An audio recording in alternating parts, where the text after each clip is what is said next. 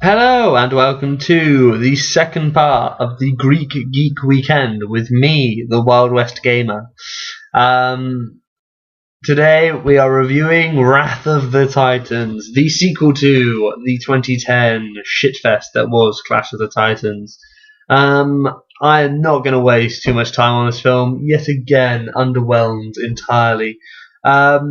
First of all, big thing I want to point out, with Clash of the Titans and with Wrath of the Titans, there are no Titans, alright? There are none whatsoever in the first one, okay? I want to get that clear, so that you're going to watch Clash of the Thingy Bobs, yeah? There is no Titans. Wrath of the Titans, yeah, okay, there's a Titan, there's one. That's it. No Titans. I'm tired of this film. The titling of these films is pissing me off. Apparently there's a third one being developed. Yeah. Revenge of the Titans, apparently. Cut that shit right away, alright? Unless you are planning to stick in Titans. I mean, all of the Titans. Don't dick me around, right? And even then I'm a little bit like, well, how are they going to defeat them? All the gods are dead. Oh yeah, spoiler alert. The gods will die in this one. So anyway. Wrath of the Titans. Set sometime after Clash of the Titans. What's his name? Sam Worthington. Perseus. Yeah, there he goes. I don't even care about his name. Perseus has returned to the life of a fisherman with his son, Helios. Because clearly, after doing such a good job with killing the Kraken, he thought, you know what? Screw it, I'm out. So yeah, he lives with his son. Io, his wife, played by Gemma Arterton in the last film, has died. Oh no. I know, I was so heartbroken, because now that means there is absolutely no reason I want to watch this film. Gemma Arterton was probably the only saving grace, and even then it was like, alright. So yeah. Oh yeah, another really just a point I'd like to make. There was actually no reason why they should have got married or had a child at least. Like there was zero development between their relationship in the first one. There was a bit where they sort of, she was trying to teach him about taking on Medusa in the first one, which led to her falling over and him falling on top of her on the boat. Yeah, on the ferryman's boat crossing into the underworld.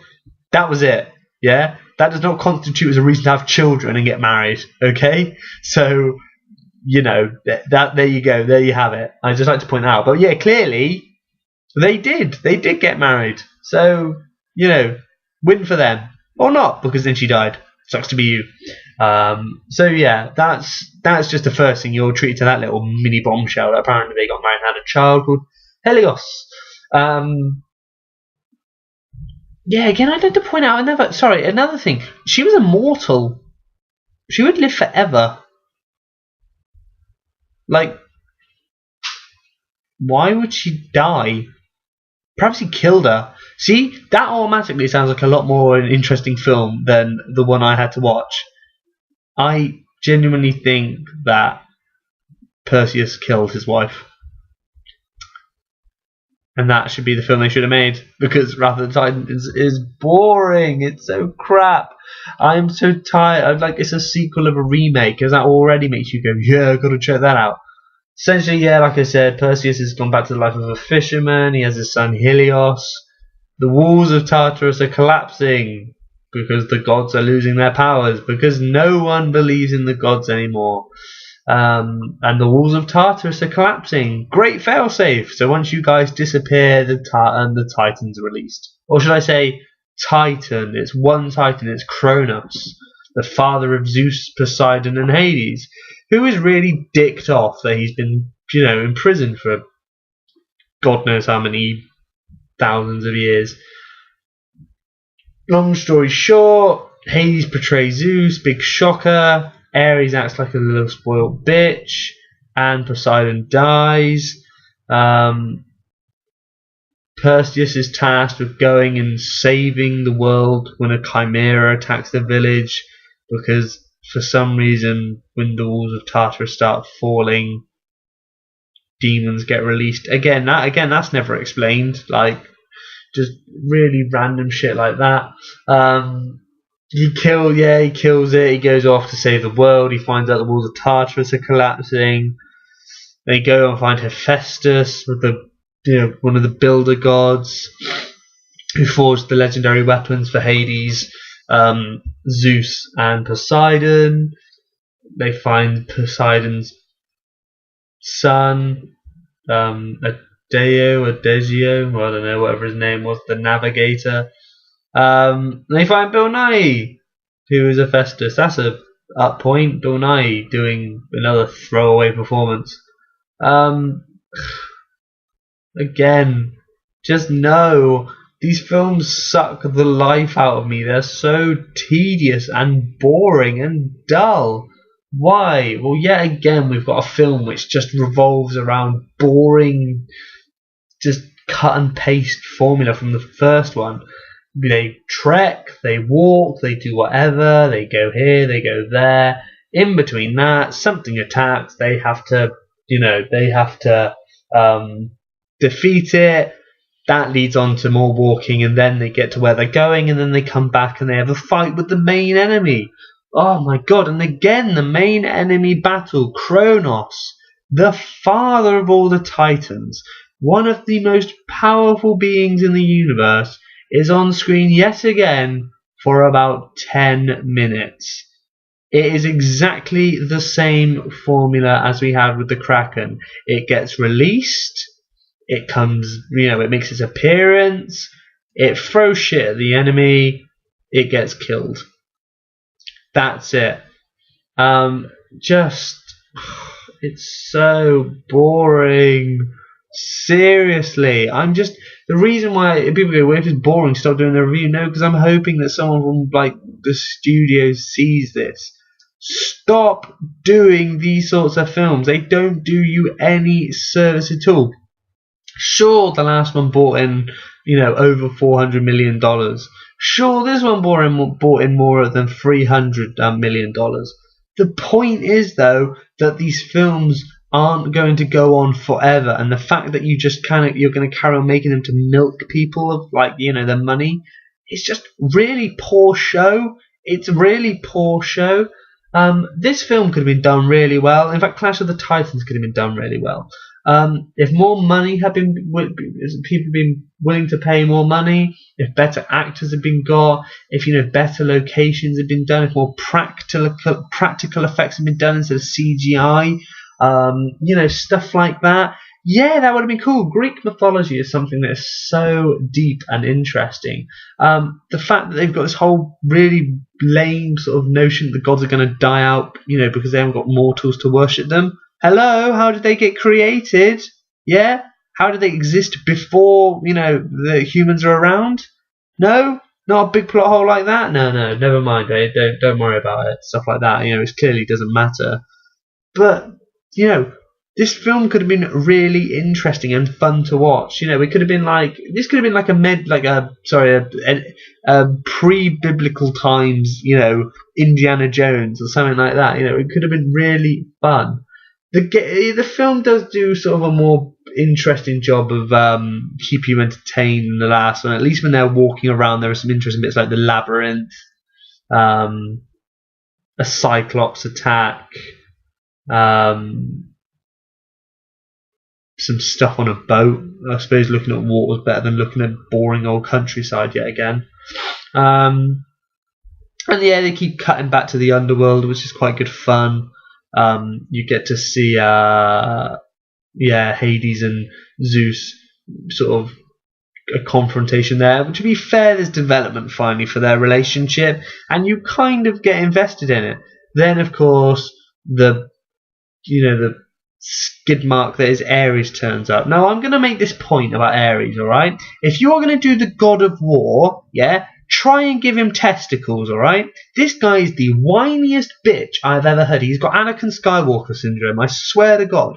The guy spends his entire time bitching about how Zeus fathers Perseus more. Right, let's put this into perspective, right? You have existed for thousands and thousands and thousands of years as the god of war underneath your father. Your father made you the god of war, one of the strongest of the gods. He made you that. He has just found the son he thought was dead, alive, and has known him for about 12 years, yeah? So what you've essentially got is God, who's known as Father for all of existence, yeah? Who can't handle the fact that Daddy wants to spend perhaps a couple years, getting to know his new son, yeah? That's basically what it is. You're trying to tell me that a God's going to get jealous because it's, I mean, I don't know how time passes for gods, but I'm pretty sure that 12 years is kind of like nothing to a god who's lived for, essentially ever. Yeah? But apparently 12 years is just too much for Ares to take. Poor Ares can't handle it that Daddy's got eyes for someone else. Yeah? And it just is fucking stupid, yeah? I'm the whole way through the film I'm going, dude, pull out your tampon, seriously. You are pissing me off. Like, you're the god of war. Well, the only other god of war I know is Kratos, and that motherfucker is a badass, yeah? He does not pussy around, yeah? He cuts your head off or rips your guts out. This Ares, though, is more likely to appear on Oprah than anything else, yeah? He's such a whiny bitch, and it pisses me off. It's one of the low points of the film for me. Yeah, there's a kind of okay fight between him and Perseus, but at the same time, it's just so pathetic. It's just like, seriously? It's hard to sort of root for Perseus when you go, well, you're just fighting like, I'm pretty sure you lift that. That's not a tunic he's wearing, no, that's a skirt, seriously. Ares is a right bitch in this. It pisses me off. And also he has this annoying habit of interrupting really quite interesting dialogue between Hades and Zeus. Zeus is being stripped of his powers to fuel Kronos, as Kronos has promised that he will give Hades and Ares immortality in exchange for their godly powers. Though I'm slightly confused as to when that's supposed to happen, because as far as I'm aware, Ares is laying down the smackdown when he does finally, show that he's got a pair, and Hades is still using some of that good old-fashioned dark magic he's been throwing around. So in all, I'm not sure when, who's supposed to, what, after Zeus has been drained of all his godly powers, what is it then Ares and Zeus are going, well, yeah, I guess, no, next person should be up for having their powers drained. What is anyone just going to willingly jump into the, this contraption they've got for sucking the powers out of a god to be fed to a titan? How does this work? Also, at the same time, once Zeus has been drained of his powers for Kronos' use, it seems to me that Kronos is he's okay, he's fine, which leaves Ares and Hades with both of their godly powers intact. If that confused you, that fucking confused me as well. It's like, what? Don't BS in the fucking... their own script can't work out what it's actually on about. How the hell are we supposed to work out what it's on about? Yeah? Like I said, yeah, the fight scenes between Ares and anyone he fights, they're alright, they're not too bad.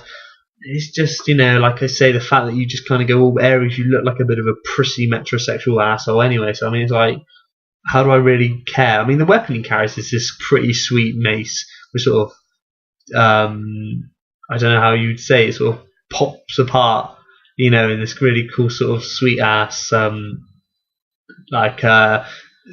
well, I just don't know how to describe it. It's really cool the way it pops apart, and it's quite cool to see him, sort of lay the smack down with it. But again, that's it. That's a very small part of the character I actually like. Likewise, you see more of the gods' weapons this time. You see Poseidon's trident, you see Hades' pitchfork, and you see Zeus's thunderbolt, which apparently creates a weapon called the Spear of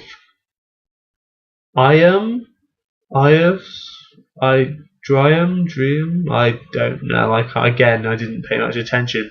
Which creates this sweet ass like super god weapon, which apparently can take down a titan.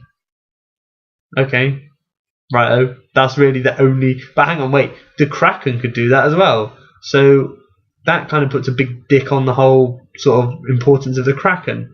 Why did the gods get Hades to create the Kraken to defeat the Titans if they could just use the weapons to defeat the Titans?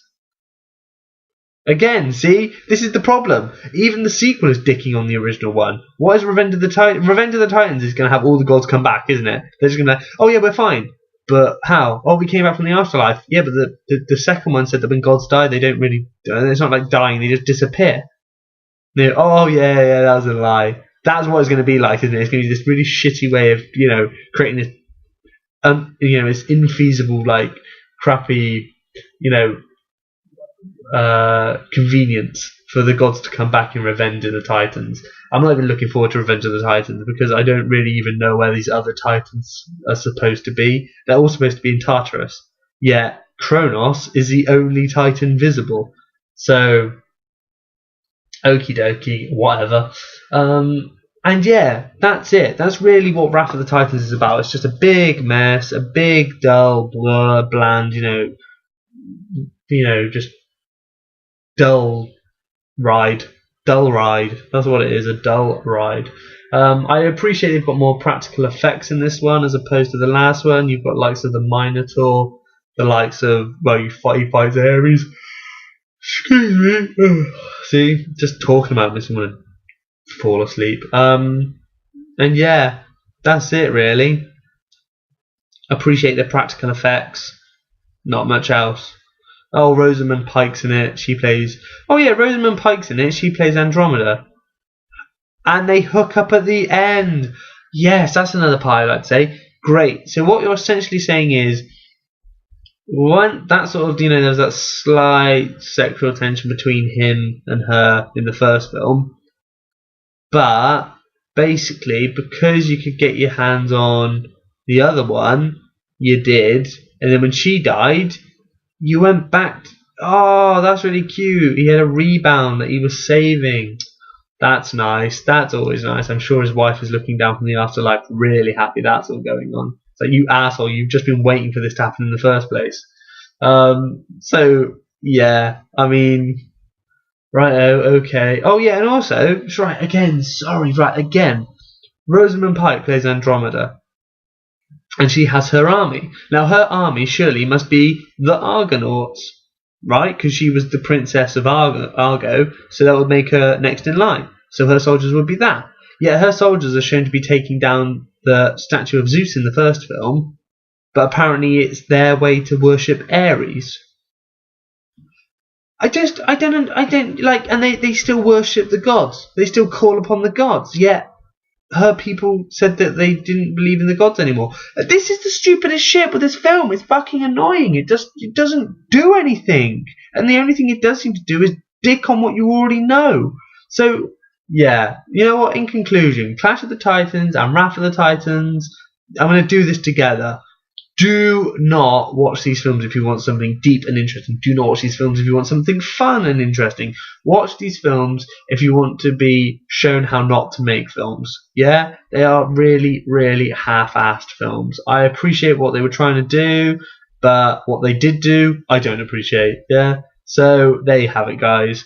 17 minutes of your life that has been used up talking about these crappy films, but hopefully you will appreciate the forewarning and why you shouldn't watch it. So once again, from me, the WildWestGamer, thank you for watching. I hope you enjoyed it. And yeah, check out the next couple of videos that come out. Hopefully I can find something of worth for you to watch. Until then though, guys, see you later. Take it easy. Bye.